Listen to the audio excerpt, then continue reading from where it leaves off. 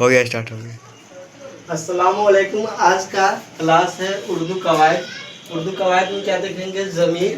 ज़मीर को इंग्लिश में क्या बोलते हैं? प्रोनाउन बोलते हैं। जो क्लासेस मैट्रिक और इंटरमीडिएट एग्जामिनेशन 2026 के लिए उर्दू ऑल कम्पिटिटिव एग्जामिनेशन के लिए है।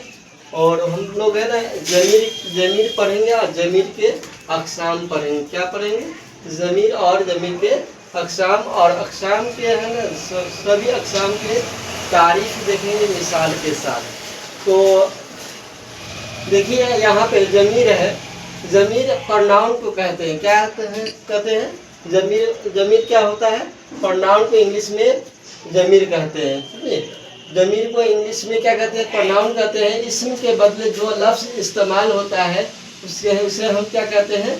ज़मीर कहते हैं। जैसे हो गया हम लोग, तुम लोग, मैं, आप, वह लोग वगैरह।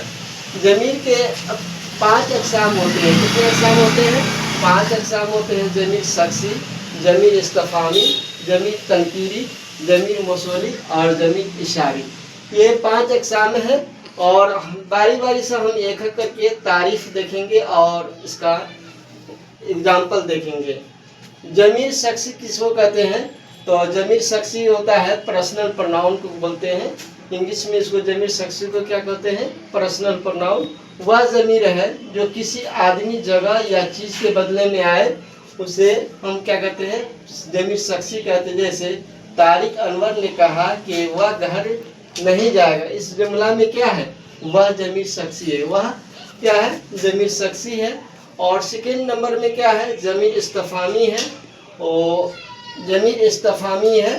तो ज़मीर इस्तिफ़ामी से देखने से पहले हम ज़मीर शख़्सी के अक़साम देख लेते हैं।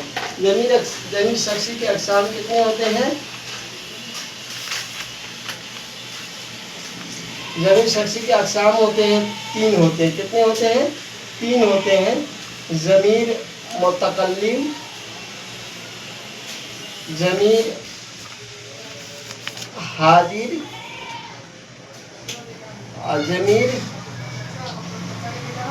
गायब। इसको इंग्लिश में कहते हैं ज़मीर मुतकल्लिम को कहते हैं फर्स्ट पर्सन, और ज़मीर हाजिर को कहते हैं सेकेंड पर्सन,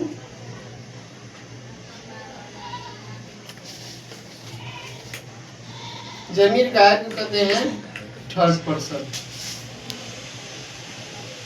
अब हम लोग ज़मीर मुतकल्लिम का एग्जाम्पल देख लेते हैं। तो ज़मीर मुतकल्लिम का एग्जाम्पल हो जाएगा मैं और हम लोग। क्या हो जाएगा? मैं और हम लोग। ज़मीर हाजिर का हो जाएगा तुम और तुम लोग।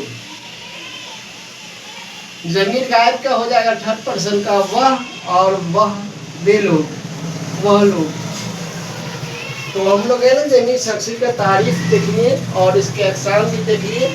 और ज़मीर इस्तिफ़ामी है। ज़मीर इस्तिफ़ामी के क्या देखेंगे? तारीफ देखेंगे और उसके अक़साम। ज़मीर इस्तिफ़ामी होता है इंट्रोगेटिव प्रोनाउन कहते हैं इंग्लिश में। किसको क्या कहते हैं? इंट्रोगेटिव प्रोनाउन कहते हैं। वह ज़मीर है जो किसी आदमी, किसी चीज़ या किसी बात को दरियाफ़त करने के लिए इस्तेमाल किया जाए, सवाल करने के लिए इस्तेमाल किया जाए, उसे हम क्या कहते हैं? ज़मीर इस्तिफ़ामी कहते हैं। जैसे कौन आया है? क्या? कौन आया है? इसमें कौन क्या है? ज़मीर इस्तिफ़ामी है। जिसको इंग्लिश में कहते हैं इंट्रोगेटिव सेंटेंस, इंट्रोगेटिव प्रोनाउन कहते हैं। उसके बाद है ज़मीर तनकीरी, जिसको इंडेफिनिट प्रोनाउन बोलते हैं। क्या कहते हैं? इंडेफिनिट प्रोनाउन बोलते हैं। वह ज़मीर है जो गैर मुअय्यन शख्स, चीज़, जगह वगैरह का नाम मालूम हो उसे हम क्या कहते हैं? ज़मीर तनकीरी कहते हैं। जैसे कुछ, कोई वगैरह। यह ज़मीर तनकीरी कहलाया। और उसके बाद हम लोग है ना 4th नंबर देखेंगे ज़मीर मौसूली, रिलेटिव प्रोनाउन। क्या?